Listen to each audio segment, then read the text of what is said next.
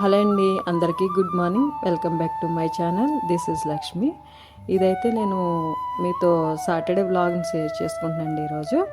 ఇది మార్నింగ్ హానిక ట్యూషన్కి వెళ్ళే టైం అండి. ఇది అంటే డైలీ ఈవినింగ్ టైమే వెళ్తుంది.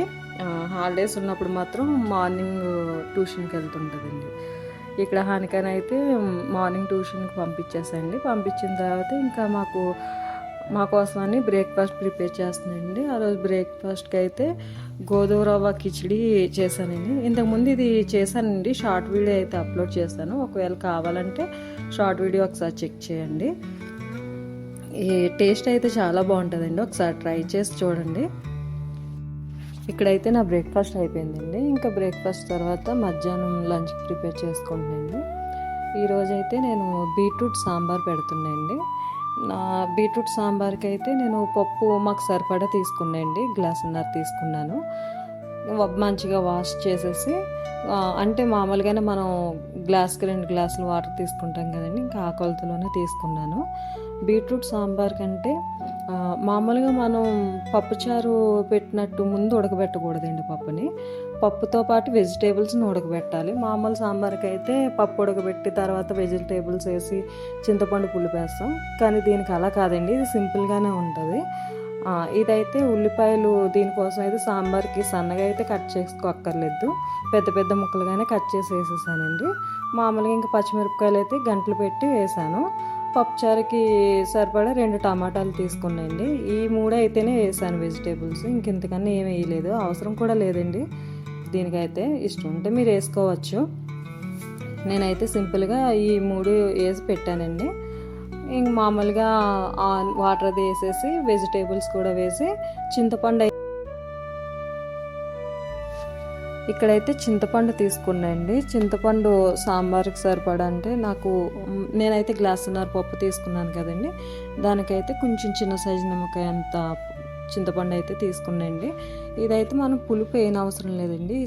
ఈ పప్పుచారుకి పప్పుతోటే కలిపేసేసాను. ఉల్లిపాయలు, పచ్చిమిరపకాయలు, టమాటాలు, చింతపండు కలిపి స్టవ్ పైన అయితే పెట్టేసాయండి. హై ఫ్లేమ్లోనే ఒక 3 విజిల్స్ వరకు పెట్టాను. అక్కడ పప్పు ఉడుకుతున్నప్పుడే ఇక్కడైతే బీట్రూట్ చెక్కు తీసుకున్నాయండి, పైన పొట్టు బాగా వాష్ చేసుకొని ఇక్కడ తురుముకుంటున్నాయండి.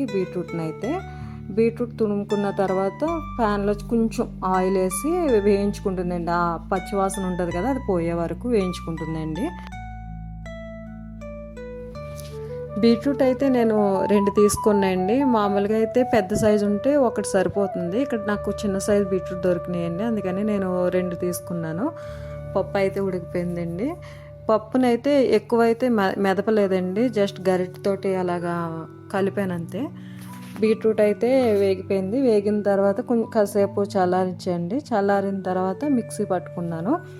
ఇదైతే మెత్తగా పేస్ట్లా చేసుకున్నాయండి, కొంచెం వాటర్ యాడ్ చేసి చేసుకోవాలి బీట్రూట్ పేస్ట్ అయితే. ఇంకా పేస్ట్ పట్టిన దాన్ని పప్పులో అయితే కలిపేసుకోవాలండి. కలిపేసుకొని మనకి సాంబార్కి సరిపడంత, అంటే ఎంత పలుచగా కావాలి ఎంత చిక్కగా కావాలో చూసి మన ఇష్టమండి.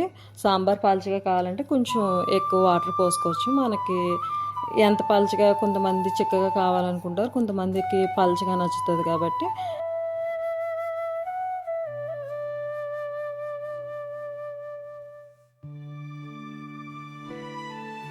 సాంబార్కి సరిపడంత ఉప్పు వేసానండి, కొంచెం కారం, కొంచెం పసుపు అయితే వేసుకున్నానండి. ఇక్కడైతే గిన్నె సరిపోలేదు, పప్పు ఎక్కువైంది కదా, కుక్కర్ అయితే కొంచెం చిన్నదండి, అందుకని నేను వేరే గిన్నెలోకి అయితే మార్చి మళ్ళీ కొంచెం వాటర్ అయితే వేసుకున్నాను. అది కొంచెం, అంటే సాంబార్ అంతా ఏం మరగబెట్టని అవసరం లేదండి, అదైతే మనం పులుపు వేస్తాం కాబట్టి మరగబెడతాము. ఇది చింతపండు అయితే పప్పులోనే వేసేస్తాం కాబట్టి ఎక్కువసేపు అయితే అవసరం లేదండి. ఒక 10 నిమిషాలు అయితే మరగబెట్టాను, కొంచెం హై ఫ్లేమ్లోనే పెట్టి. తర్వాత కొంచెం కొత్తిమీర అయితే వేసుకున్నాయండి. వేసాక తాలింపుకి అయితే మామూలు మనం సాంబార్కి ఎలా తాలింపు వేస్తామో అలాగే వెల్లుల్లిపాయ, ఆవాలు, జీలకర్ర, కొన్ని మెంతులు అయితే వేసి కొంచెం ఇంగువ కూడా వేసానండి. అది వేయించిన తర్వాత తాలింపు అయితే వేసేసాను. ఇక్కడ తాలింపు వేసేటప్పుడు పైన మూత అయితే పెట్టానండి. అది ఎందుకంటే మనం ఈ ఇంగువ ఇవన్నీ వేస్తాం కదా, ఆ తాలింపు స్మెల్ బయటకు పోకుండా ఉంటుందని చెప్పి నేనైతే ప్లేట్ని మూత పెట్టానండి. తాలింపు వేసేటప్పుడే కొంచెం అయితే జాగ్రత్తగా చూసుకోండి, మంట అయితే తగ్గించి అప్పుడు తాలింపు అయితే వేసుకోండి.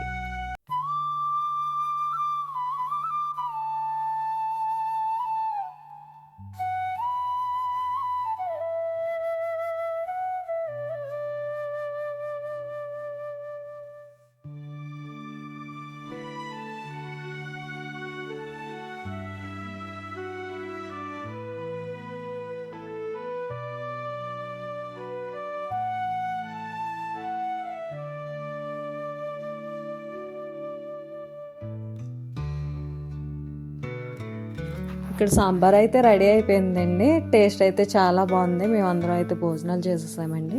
చేసిన తర్వాత ఇక్కడ ఫ్రూట్స్ అతను వచ్చాడండి. ఇంకా హానిక కోసమని ఫ్రూట్స్ తీసుకుంటున్నాం.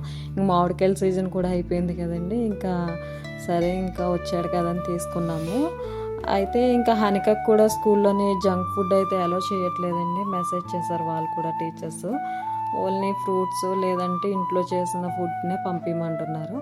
ఇక్కడైతే నేరేడు పళ్ళు తీసుకున్నాయండి. చూడటానికి అయితే ఎంత తాజాగా ఉన్నాయో. నీటిలో కొంచెం సాల్ట్ వేసి క్లీన్ చేసిన తర్వాత అందులో చిన్న చిన్న పురుగులన్నీ అయితే బయటకు వచ్చినాయండి. దాంట్లో ఉన్న డస్ట్ ఇదంతా.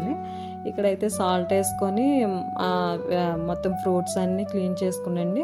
ముందు ఒకసారి సాల్ట్ వాటర్లో క్లీన్ చేస్తాండి. తర్వాత మళ్ళీ మార్చి మంచినీటితో మళ్ళీ ఇంకొకసారి వాష్ చేసుకున్నాండి. వాష్ చేసి కాసేపు వాటర్ అంతా తీసి ఆరిపోయే వరకు వేరే బాస్కెట్లో అయితే వేసేసుకున్నానండి ఇక్కడ ఫ్రూట్స్ని.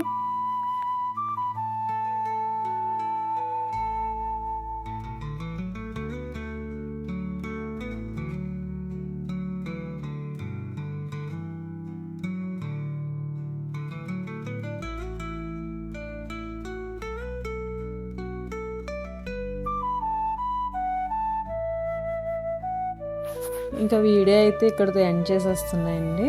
మా వీడియో నచ్చిందని అనుకుంటున్నా. మా వీడియో నచ్చినట్లయితే లైక్ చేయండి, షేర్ చేయండి, సబ్స్క్రైబ్ చేసుకోండి. మళ్ళీ ఇంకో కొత్త వీడియోతో ముందుకు వస్తాం. అంతవరకు బాయ్.